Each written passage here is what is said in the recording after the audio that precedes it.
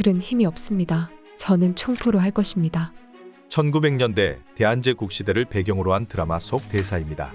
신분과 무력으로 인한 횡포가 비일비재하던 그 시절엔 한낱 종이에 적힌 몇 글자보다 당장 내 목에 칼을 치울 수 있는 총이 분명 더 강해 보일 것입니다. 100년이 넘는 시간이 흐른 지금은 어떨까요? 시간이 지남에 따라 인간의 문명은 발달했습니다. 정보의 확산 속도도 빨라졌죠. 사람들은 이제 옆집의 소식뿐 아니라 지구 반대편에 사는 토마스가 오늘 귀싸대기를 맞고 앨리스에게 차인 소식까지 알 수 있게 되었습니다. SNS에 남긴 게시물을 통해서 말이죠. 오늘날의 글은 영화의 형태로, 음악의 형태로 일상 속에 끊임없이 존재하고 있습니다. 이젠 책을 읽지 않아도 매일 저절로 글을 듣고 보는 세상이죠. 다채로운 형태의 글을 통해 우리는 더 많은 양의 정보와 더 다양한 사람의 이야기를 듣게 됩니다. 한마디로 우리는 밀려오는 글의 바닷속에서 살고 있는 것입니다. 그렇다면 이 많은 글이 모두 세상을 변화시킬까요? 안타깝게도 그렇지 않습니다. 세상의 변화의 물결을 만들고자 했던 수많은 글들이 비닐도 뜯지 못한 채 창고에 빼곡히 쌓여가고 있으니 말이죠. 그렇다면 총보다 강한 무기가 되고 보석보다 값비싼 글은 무엇이 다른 걸까요? 사람의 마음을 움직이는 작가 해밍웨이의 작품을 들여다보면 그 차이를 알 수 있습니다. 초중고를 다니면서 표지라도 보지 못했다면 졸업장을 다시 확인해야 하는 그 작품. 노인과 바다를 쓴 어니스트 해밍웨이는 노벨문학상과 퓰리처상을 수상하기도 하며 20세기 문학을 논할 때 빼놓을 수 없는 작가입니다. 해밍웨이는 일생 동안 정말 많은 글을 썼는데요. 가장만큼이나 대단한 것은 그가 글을 대하는 태도입니다. 그는 주로 해가 떠있는 밝은 오전에 꼿꼿이 서서 타자기를 두드리며 아주 독특한 자세로 글을 썼습니다. 다음 일화를 보면 왜 이런 이상한 자세로 글을 썼는지 알 수 있죠. 애주가로도 유명한 해밍웨이는 글을 쓸 때만큼은 술을 마시지 않았습니다.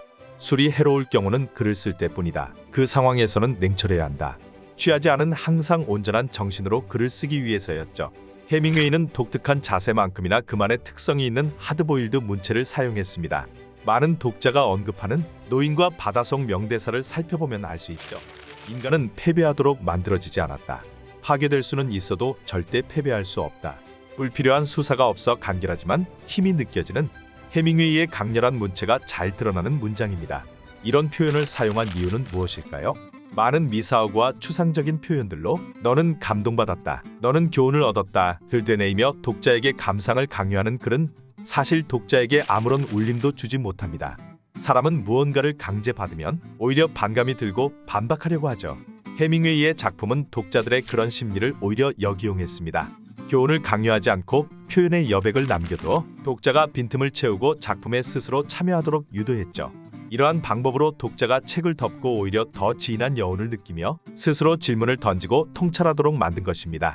글쓰기를 위해서는 단단한 강철이 필요한 것도 아니고 값비싼 보석이 필요하지도 않습니다. 팔랑거리는 종이와 연필 한 자루만 있어도 누구나 글을 쓸 수 있으니까요. 그럼에도 불구하고 글이 이토록 강한 힘을 가지는 것은 사람의 마음을 움직이기 때문입니다. 어떤 카피는 바닥을 치던 매출을 기적적으로 올려 부도 직전의 회사를 회생시키기도 하고 역사적인 한 문장이 세상을 변화시키는 이념이 되기도 하죠.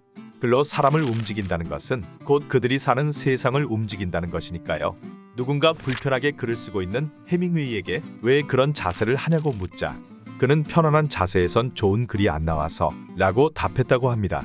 많은 이들이 해밍웨이의 절제된 글 속에서도 명료한 울림을 느낄 수 있는 것은 독자들에게 끊임없이 말을 걸어오는 그의 애정이 묻어있기 때문 아닐까요?